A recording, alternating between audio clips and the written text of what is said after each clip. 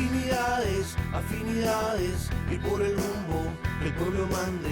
Latinidades, afinidades, que sepa el mundo, llega la patria grande. Llega la patria grande, un grito que se expande, el sable que se blande contra el blando y ese plan de dominación y fraude, sin traiciones que defrauden, puños que se cierran para que la convicción se guarde. Latinoamericano, cuestión geográfica, Latinoamérica hermano, integración empática frente a cotización, la concientización de la indignación hacia la digna acción en práctica. Latinidades, afinidades, y por el rumbo el pueblo mande. Latinidades, afinidades, que sepa el mundo, llega la patria grande. La patria grande.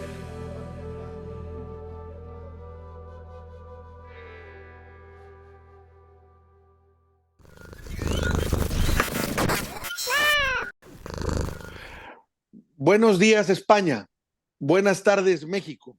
Desde el estado de Nuevo León, damos la bienvenida a todas y a todos que nos acompañan en esta nueva emisión de Latinidades. Gracias por estar aquí.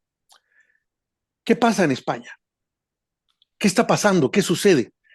España es un país que estimamos, consideramos un país hermano, especialmente con su población de la que México le debe tanto. Generalmente hablamos de lo que ha pasado más bien cuando los beneficios que tuvo España, por decirlo así, ciudadanos españoles, cuando México les abrió las puertas en ese golpe de Estado que sufrieron a manos del general Francisco Franco, que provocó la salida por temer por su vida, porque los estaban matando, de muchos españoles en España hacia países aledaños como Francia, y muchos de ellos los captamos aquí, en mi país. Y sabemos del enorme agradecimiento que tienen los españoles en relación a esto, pero rara vez también hablamos del enorme beneficio que tuvo mi país por recibir a gente de ese nivel cultural, de esa sapiencia, que cuando llegó aquí realmente también amó a mi país, se entregó a mi país y lo consideró como su segunda patria. Que eso quería comentarlo porque por una serie de eventos que ahorita comenzaré con nuestro invitado, por eso salió el tema. Pero queremos saber, aparte de eso, qué está pasando en estos momentos a raíz de que sabemos que estuvo complicada la toma de posesión, pues, de que volviera a llegar al cargo Pedro Sánchez, estaba nomás como a cargo del cargo, hasta que ya por fin pudo completar el quórum necesario para poder formar gobierno, y de ahí se han suscitado muchas cosas. Eso nos gustaría que nos pudiera dar un panorama nuestro invitado, como también de un tema que realmente es muy preocupante para todos en el mundo, especialmente para América Latina, y aquí también en mi país. ¿Qué pasa con la derecha? Que cada vez está más extrema, cada vez está más radical. Quiero agradecer la presencia en esta emisión de Latinidades del eurodiputado del Grupo de la Izquierda en el Parlamento Europeo y miembro de Anticapitalistas, Miguel Urbán. Gracias por estar aquí con nosotros. Muchísimas gracias a vosotros por la invitación. Pues mira, y la verdad, como te comentaba de antemano, recientemente por un amigo común, Fran Pérez nos comentó que habían estado participando en un evento allá en España, en la que en un cómic hablaban de la situación de varios que tuvieron que exiliarse y de la participación del embajador nuestro, Azaña, que por órdenes del general Lázaro Cárdenas, pidió, la idea era captar a todos los españoles que temieran por su vida y salieran huyendo, ¿no? Tuvieran que salir huyendo de España. Entonces hicieron un cómic y por eso recordé ahorita, me estaban mandando información sobre esto, y recordé el papel del lazo que nos une, independientemente del idioma, ese lazo muy fuerte que nos une a ambos pueblos. Y sobre todo dije, bueno, siempre vemos eso y yo agradezco que en España mencionen ese hecho, ¿no? De cómo lo recibimos aquí y muchas actitudes de funcionarios de gobierno que se jugaron su vida para defender a los españoles que estaban en peligro de ser muertos o desaparecidos o encerrados allá en España. Pero digo, a veces no se menciona realmente la enorme contribución cultural que hizo toda esa inmigración forzada de españoles a nuestro país, y la cual yo agradezco y cada vez que puedo vuelvo a agradecer. Fuera de eso, nos preocupa, ¿cómo está la situación en España? ¿Cómo ves también el asunto de la extrema derecha? En este sentido te lo pongo. Hemos visto que cada vez que la extrema derecha de allá en España, con Vox, que le hace juego muy bien el PSOE, se acelera aquí repercute, aquí tiene eco, por no decir en toda América Latina, ¿no? Y que si allá logran algo, olvídate, aquí, bueno, aquí ganó Milei y aquí la candidata de la derecha hasta lo aplaudió.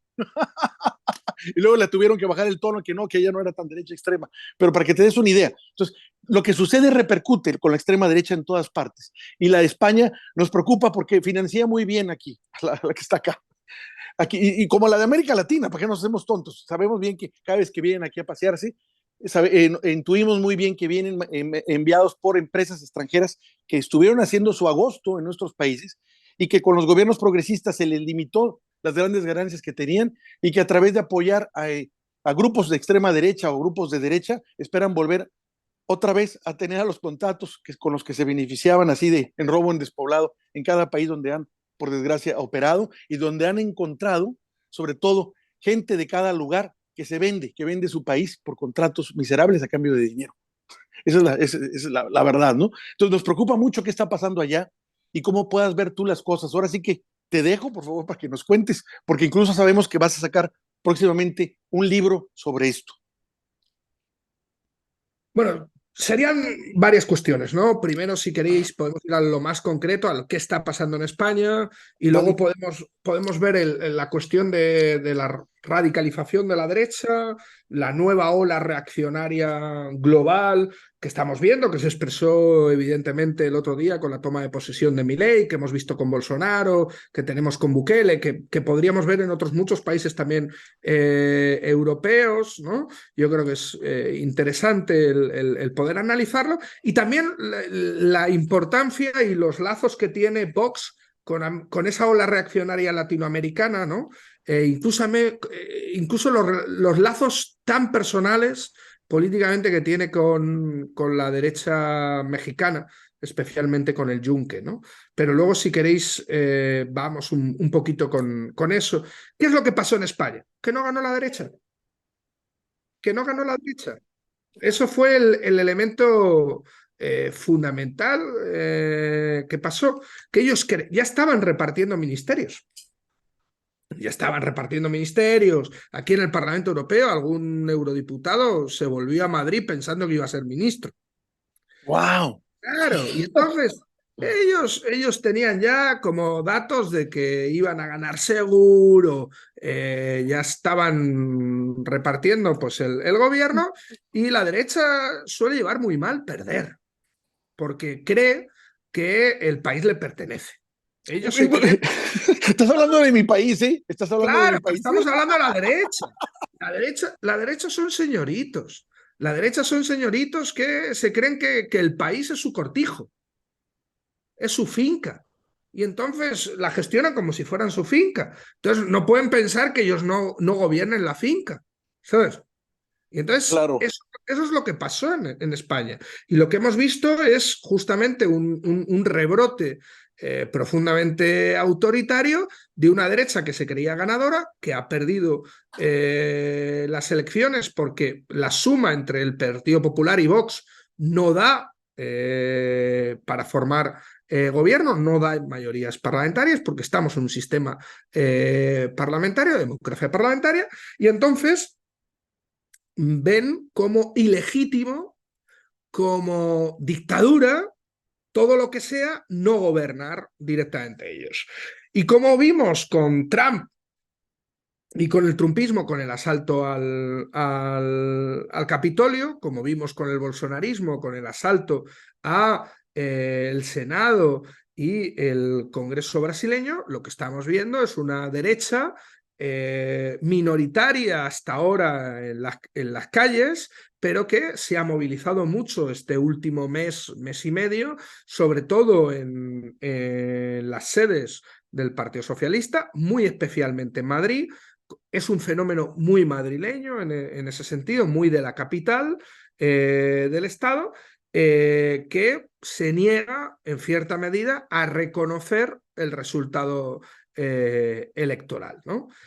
Como decía antes, no es solo una dinámica de la derecha española, es una dinámica general, un proceso de radicalización de las derechas. Es curioso, hablabas de Milei y ya vamos al tema más latinoamericano, es curioso cómo el candidato peronista era un candidato de centro-derecha, no era un candidato de izquierdas. Claro que no lo era. Era un candidato de izquierdas. Es curioso cómo supuestamente la derecha moderada, o que se presenta como moderada, ¿no? El macrismo a través de Bullrich, prefiere pactar con Milei que gobierne Massa. Llama la atención, porque eso es un fenómeno que demuestra esa radicalización de la derecha. Prefieren que gobierne una persona no solo sin experiencia, evidentemente, de gobierno, sino con posturas que van desde lo peligroso a lo estrafalario, ¿no? Desde la privatización del aire a la venta de órganos personales, porque es lo que está planteando esta persona, una persona estrafalaria que dice que se aconseja por sus perros, ¿no? Uno de ellos muerto, y prefieren que gobierne la Argentina, su país, ese personaje, antes que, en este caso, lo que considerarían el progresismo, que de progresismo, en el caso de Massa, tiene poco, ¿no? Eso no solo lo vemos en Argentina, el caso español es emblemático, por ejemplo, que Mariano Rajoy, presidente español, pidiera el voto para Milei. Claro, llama profundamente, pero es que fueron 5 expresidentes de la derecha centro, lo que sería la derecha democristiana, supuestamente, que pidieron el voto para Milei. Están locos, o sea, la verdad es que cómo hacen ese llamamiento para votar por un personaje así, que ni siquiera tiene que ver, digamos, con los principios que uno entendería que ellos tienen, salvo No, el del mercado. ni supuestamente con su familia política, ¿no? O sea, Claro. pero ahí vemos ese proceso de radicalización de la derecha en una competencia con la extrema derecha, ¿no? O sea, en donde al final se asume como mal menor un Bolsonaro, un Milei, antes que un Massa o, en el caso brasileño, incluso un Lula Alckmin, ¿no? Alckmin no es una persona de izquierdas. O No, sea, para nada. Entonces, sería la figura representativa de la alta burguesía brasileña, por ejemplo. bueno, aquí con lo que me estás planteando, yo te diría lo siguiente, bueno, a ver qué nos puedes aclarar. En el caso de Argentina me queda claro de que algo pasó para que en un momento dado Cristina de entrada, frente a lo que había hecho Macri, ponga a Fernández, Alberto Fernández, que tampoco me decían varios amigos desde hace tiempo, desilusionados ya con él, que decían, él tampoco es de izquierda, realmente, incluso era lobista de empresas y me mandaban videos de él e información sobre esto. Y dije, bueno, yo creo que Cristina lo escogió porque sabe bien lo incendiaria que es ella para la derecha y quiso agarrar a alguien moderado. Dije, bueno, y después de ese moderamiento, que no resultó en nada, porque al final de cuentas parece que esos moderados lo que hacen es ser de derecha, perdón, de centro. O sea, no van ni para la izquierda ni para la derecha, se quedan en el centro, es decir, igual. Se quedan con las cosas igual o peor. Pues obviamente les empieza a ir mal en las elecciones que tienen ellos intermedias, se las paso y en fin, hasta que ya se ve que van a tumbarse y bueno, escogen a Massa. Y Massa, pues siempre me habían dicho hasta que era gente de la embajada, estaba apalomeado por la embajada norteamericana allá, me lo comentaban los argentinos, ¿no? Y lo pusieron, entonces digo, bueno, me queda claro que el resultado, pues iba a ser ese, porque de entrada, ¿cómo pones a un economista que te tiene ahorcado para decir, yo te tengo ahorcado, pero yo soy el que te voy a salvar de la horca? Pues, ¿cómo? No hay forma. En una de las peores situaciones de la economía argentina, pones al responsable de esa situación como candidato para resolverla. Es un sinsentido, evidentemente. Y de hecho yo creo que hay una frase de Walter Benjamin que viene muy al sentido, no para tomarla literalmente, evidentemente, y con las cautelas necesarias de las comparaciones históricas, pero Walter Benjamin decía que detrás, ¿no? O antes de toda victoria fascista viene una derrota de la izquierda. Yo creo que no podemos entender el ascenso de Milei sin una derrota de la izquierda argentina. La derrota de la izquierda argentina es un gobierno que asume el plan de ajuste del FMI y empieza a aplicarlo. Claro, cuando tú ya tienes a una izquierda que está gestionando los recortes, que está gestionando las políticas neoliberales impuestas de ajuste por el FMI, evidentemente haces que haya un giro reaccionario en donde hay un voto de protesta que prefiere arriesgarse a una cosa totalmente estrafalaria, porque si algo representa a Milei, para mí, es un voto de protesta. De hecho, en cierta medida, Milei es un revival del que se vayan todos del 2001 en clave reaccionaria. En clave reaccionaria. En donde hay una lógica donde se rompan los lazos grupales y lo único que le queda a una parte de las clases medias y de las clases populares es el voto como una expresión de protesta. Y eso es muy peligroso.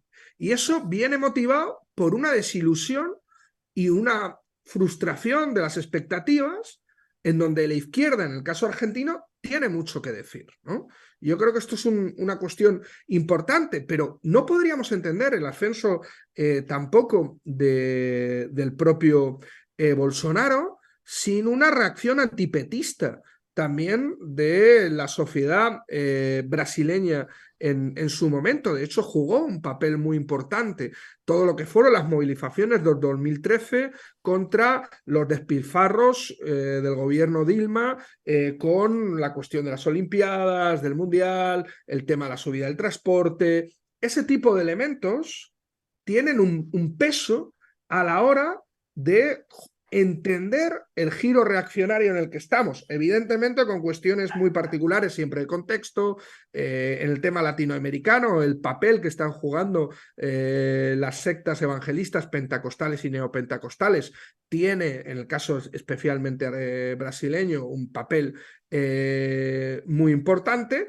y vemos cómo, y esto es una cuestión fundamental, el fenómeno de Bolsonaro o de Milei no son accidentes históricos y segundo, no son casos aislados. O sea, con lo cual estamos ante, podríamos decir, un proceso o un momento histórico donde el neoliberalismo autoritario cada vez prescinde más de la democracia y opta, o de la democracia liberal, y opta cada vez por fenómenos y procesos cada vez más autoritarios. No solo en Latinoamérica, sino lo podemos ver de una forma también clarísima en Europa, lo vimos con el ascenso de Trump, podemos hablar de India con Modi, Turquía con Erdogan, o sea, tendríamos numerosos ejemplos, Duterte en Filipinas, con lo cual también yo creo que hay que entender que estamos ante un fenómeno internacional.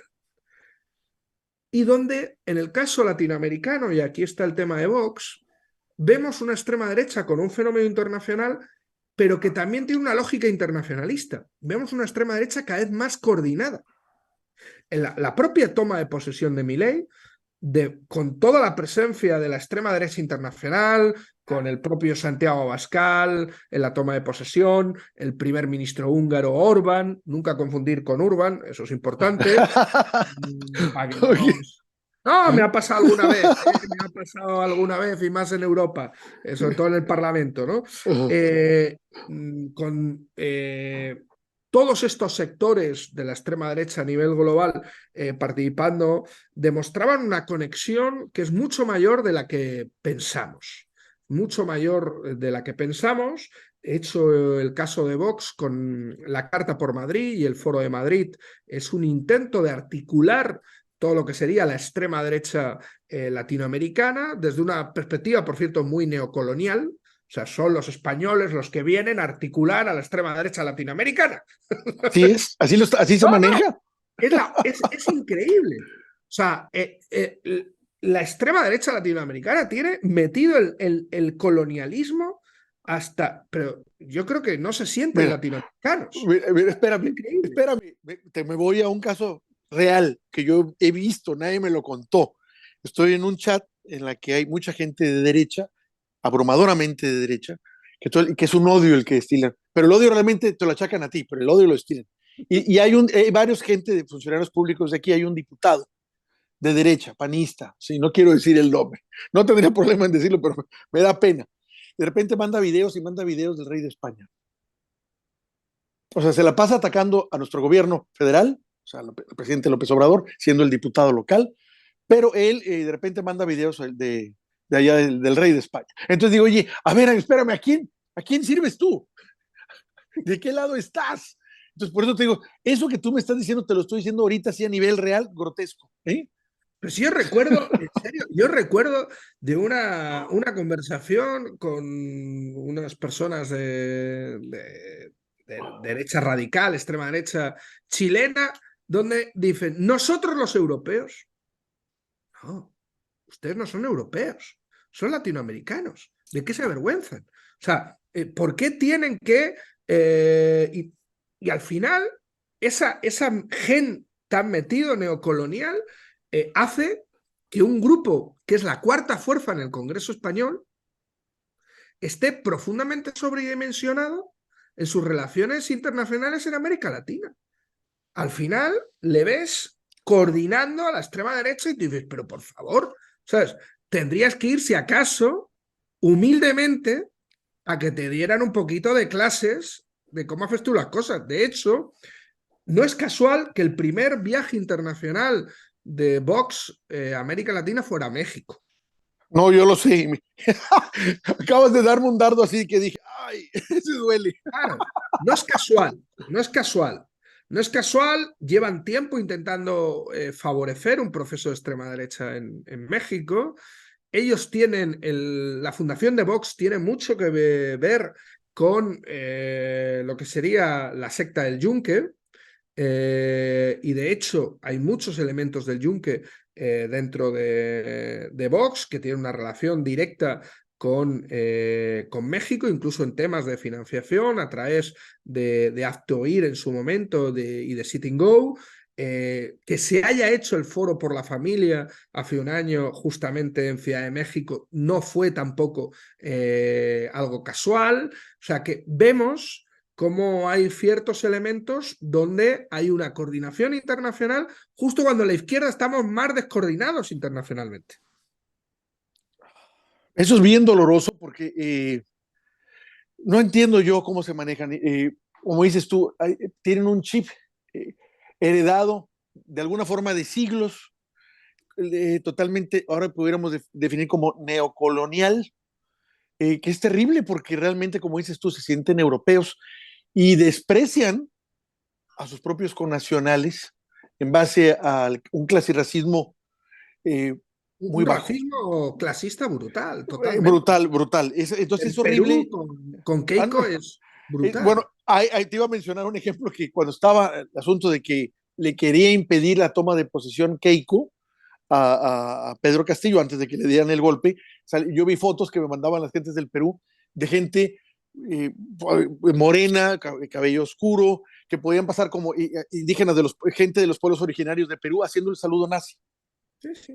Cuando dices tú, a ver, ¿cómo haces un saludo de una ideología que lo primero que haría era desaparecerte a ti o mandarte a un campo de concentración? Entonces dices tú, esas paradojas, por no llamarles de algún modo, son ridículas. Dices tú, ¿qué Pero, pasa? a ver, Abascal, unas semanas antes de viajar a México, se hace unas fotos, un public reportaje vestido de conquistador en plan Cortés, ¿sabes?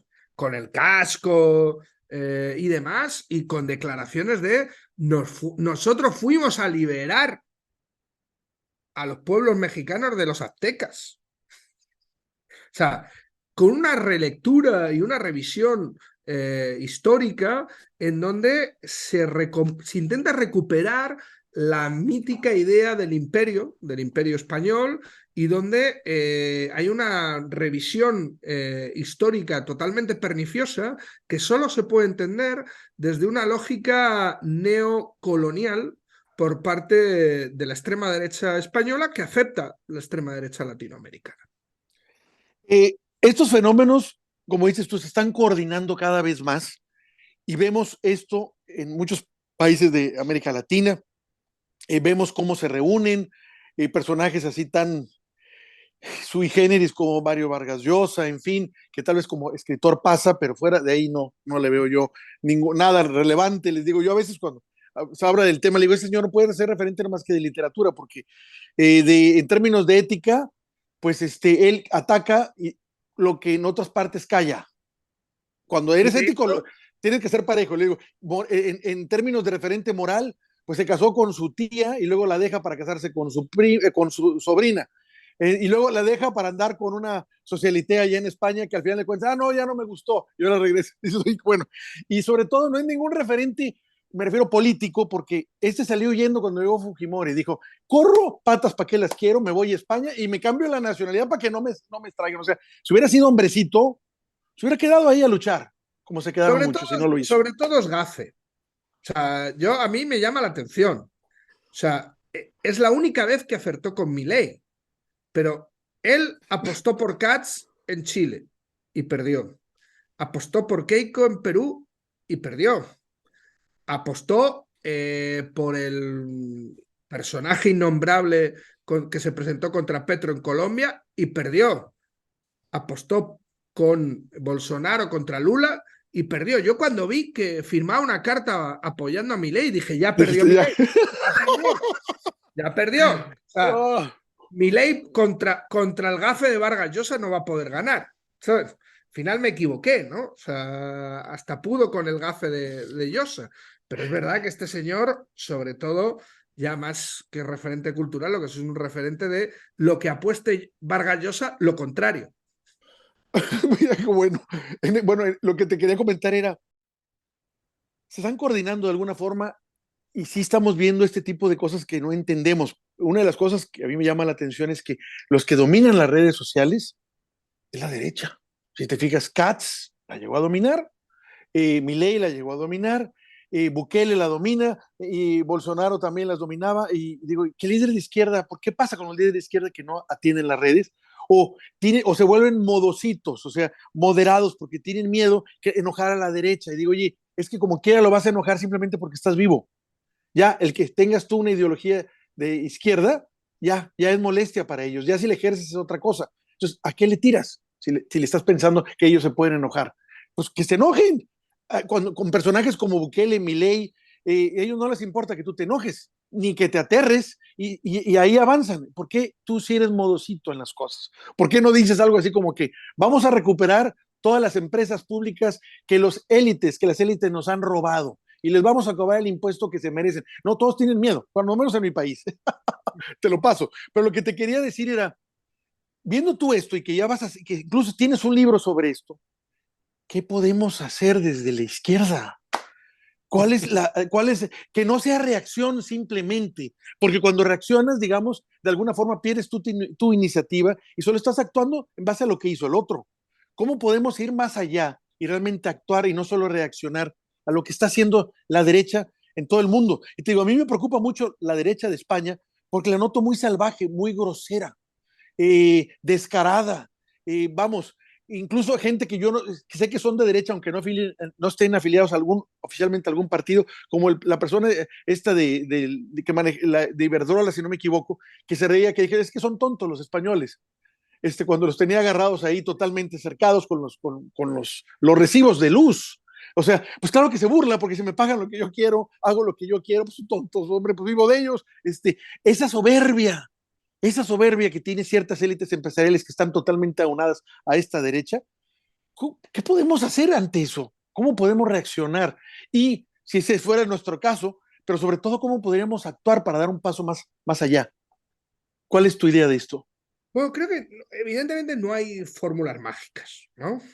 Y normalmente la cuestión de las redes que mencionabas al principio, yo creo que es más como la consecuencia que la causa, ¿no? O sea, yo creo que hay otro tipo de causas que hay que ver más atrás.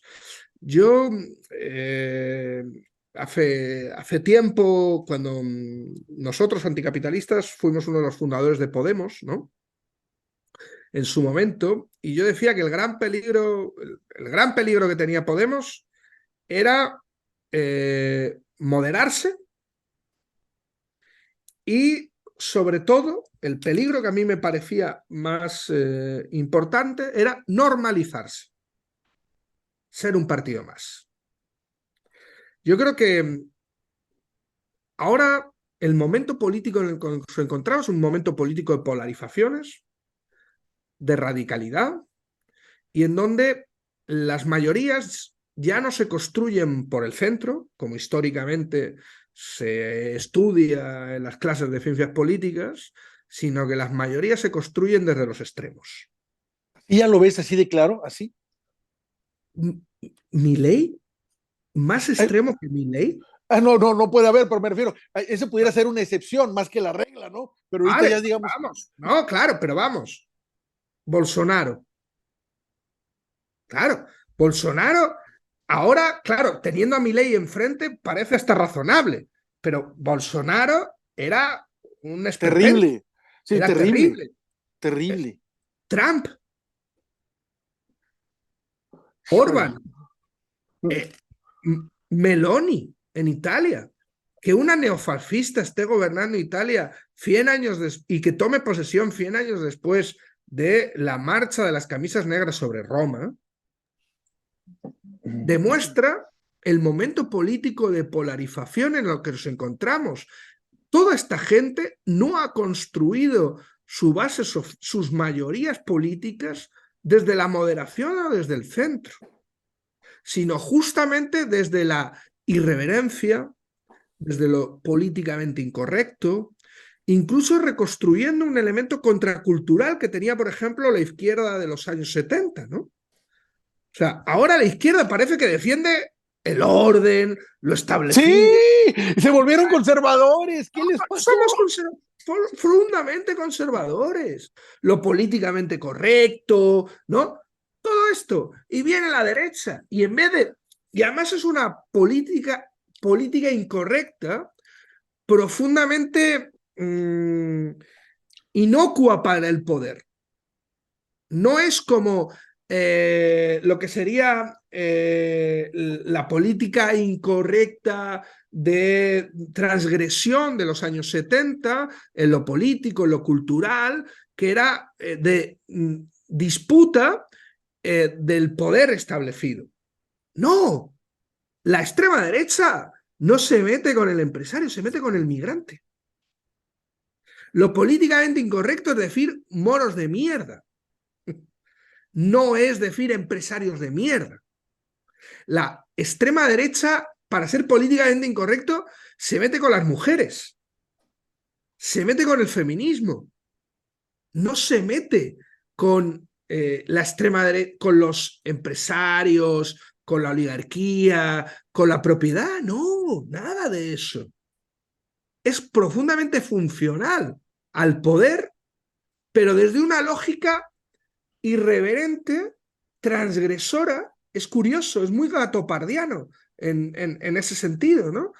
Es transgresor para mantener el status quo, en un momento en el que el status quo está en unas contradicciones fundamentales por la crisis capitalista, pero también por la crisis ecológica, en donde hay un cuestionamiento de lo que podría ser los consensos neoliberales que son respondidos con un ultraneoliberalismo. Para mí, el movimiento Tea Party en Estados Unidos, por ejemplo, que responde a la crisis de las hipotecas subprime con miles de desahucios, diciendo, déjales caer, no quiero pagar su casa.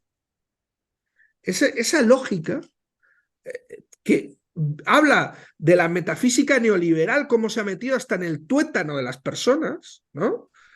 Creo que está muy presente también en esa extrema derecha, en donde al final meterte con el débil es ser transgresor, ¿no? Justamente en donde la gente, además, expresa una lógica también de miedo. La extrema derecha expresa una lógica de miedo. Miedo no tanto a miedo a no bajar más. La izquierda siempre ha tenido una lógica de mirar hacia arriba, ¿no? Mirar hacia arriba, hacia el que está arriba, hacia el poder, ¿no? La extrema derecha mira hacia abajo y hace que la gente mire hacia abajo, porque no quiere ser como esas minorías, como esos pobres. Sobre ese miedo se construye una cierta lógica de miedo al futuro. Y esto no podemos entender el auge de la extrema derecha sin entender la crisis del capitalismo y la crisis ecológica en la que nos encontramos. Hay una conciencia cada vez mayor de que no vamos a vivir mejor que nuestros padres, que vamos a vivir peor que nuestros padres. Hay una lógica de tener miedo al futuro.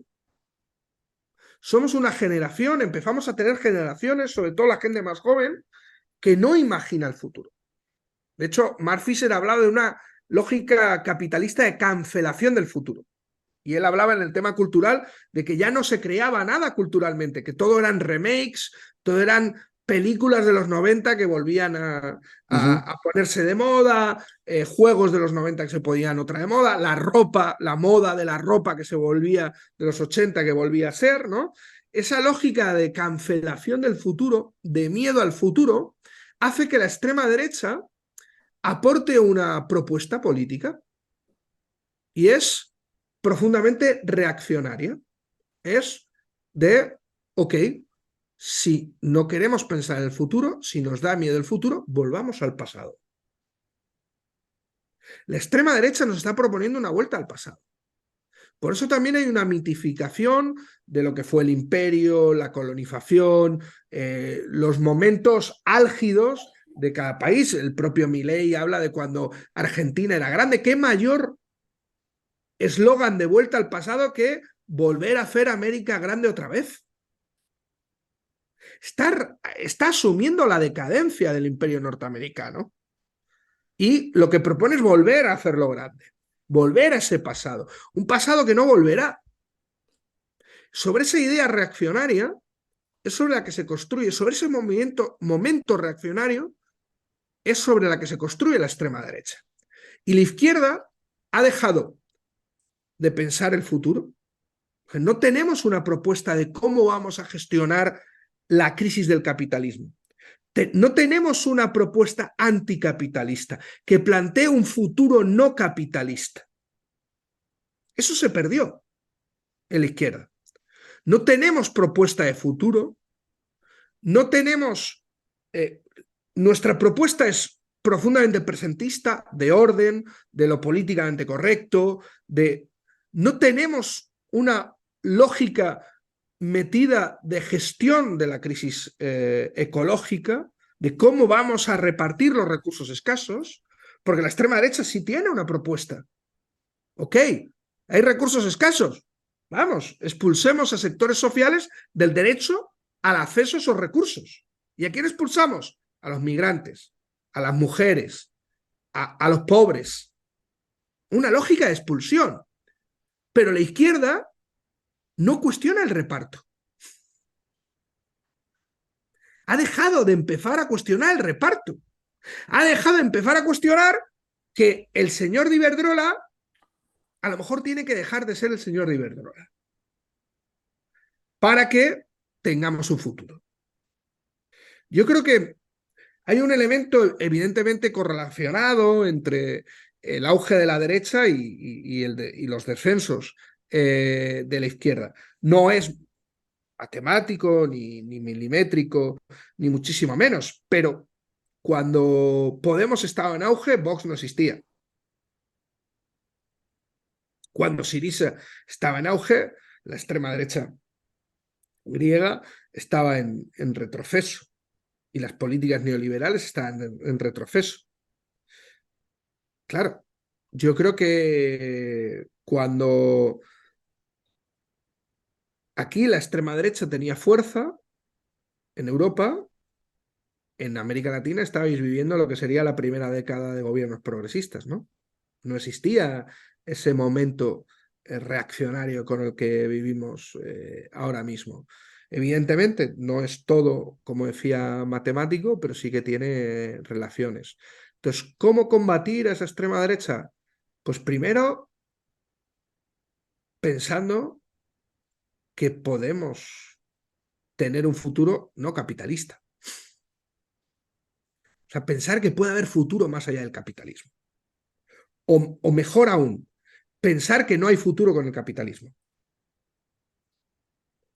Y ver qué alternativa de futuro podemos construir en común, ¿no? Porque en los años 20, 30 del siglo pasado se llamaba comunismo. Ahora, ¿cómo se llamaría? Pues tenemos que construirlo. Esa respuesta también construye una barrera y una alternativa a la extrema derecha. El gran problema es que no hay, en muchos sitios no hay alternativa a la extrema derecha, y la polarización no se da ni siquiera en una lógica de izquierda y derecha, sino que se da entre el extremo centro del sistema y la extrema derecha.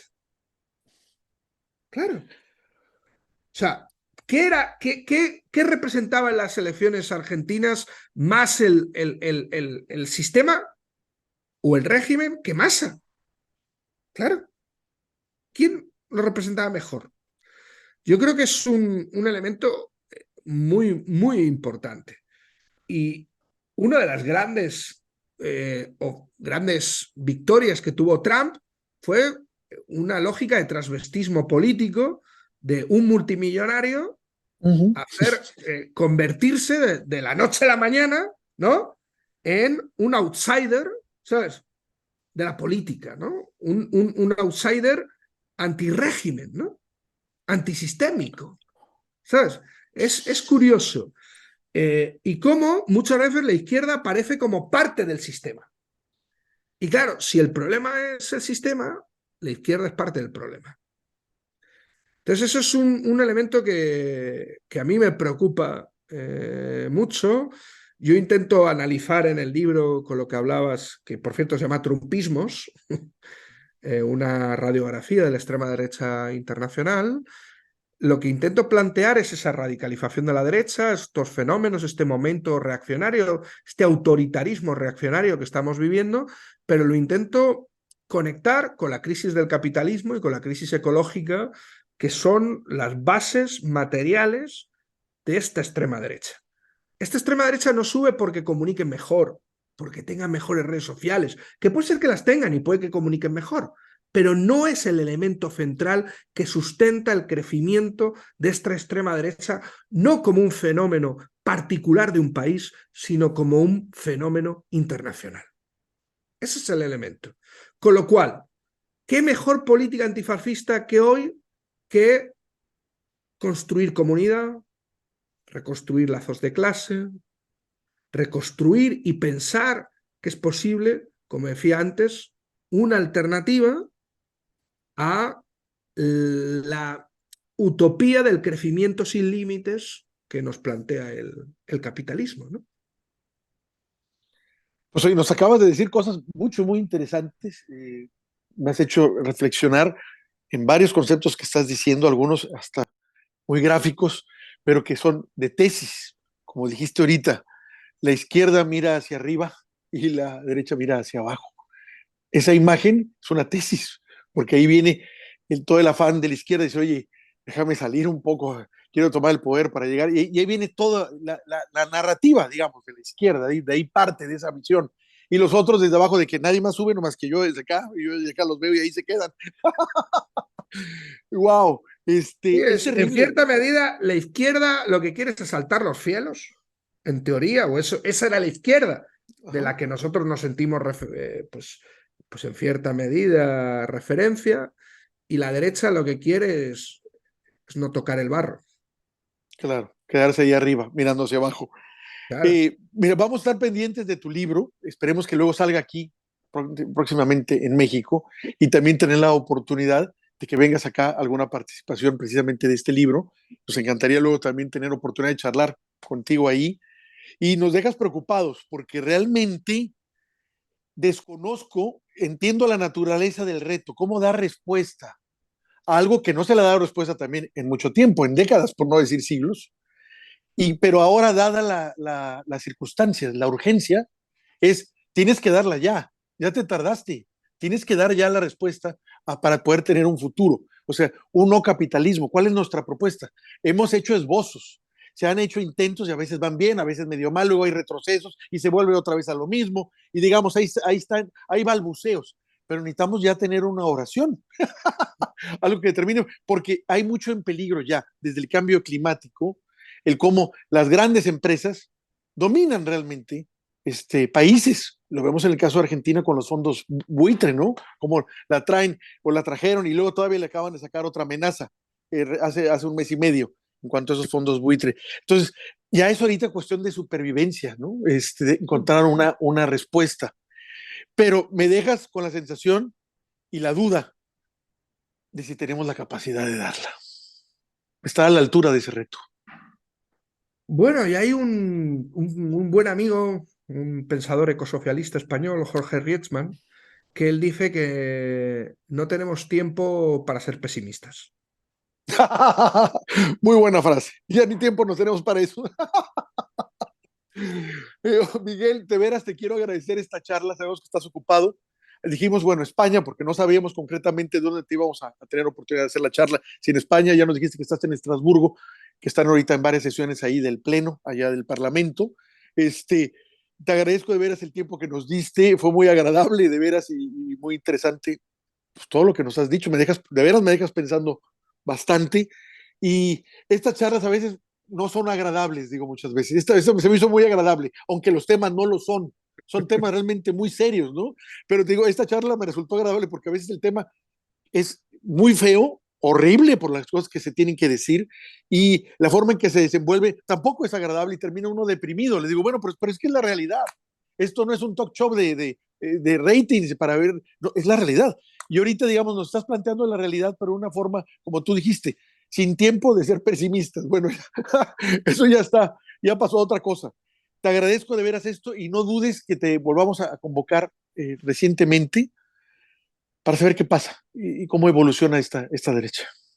Cuando quieran. Para mí es un auténtico placer. Muchas gracias. Ha sido un gustazo el conversar contigo y sobre todo tener, pues esto, una charla amena y a pesar de los tiempos convulsos en los que vivimos, pues también pararnos, reflexionar un poco entre amigos que ni siquiera se habían conocido hasta ahora. Te agradezco de veras, no te quito más tiempo y estamos en contacto. Por cierto, felices fiestas allá donde vayas a estar. Igualmente, gracias. Chao. Chao.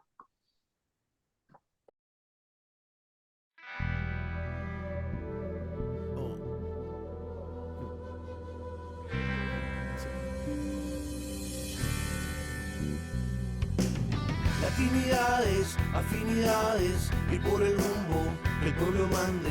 Latinidades, afinidades, que sepa el mundo, llega a la patria grande.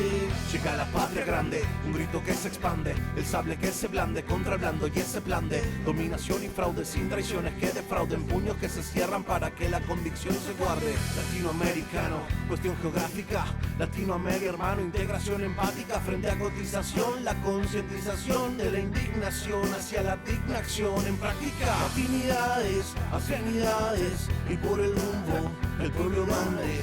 Latinidades, afinidades, que sepa el mundo, llega a la patria grande. La patria grande.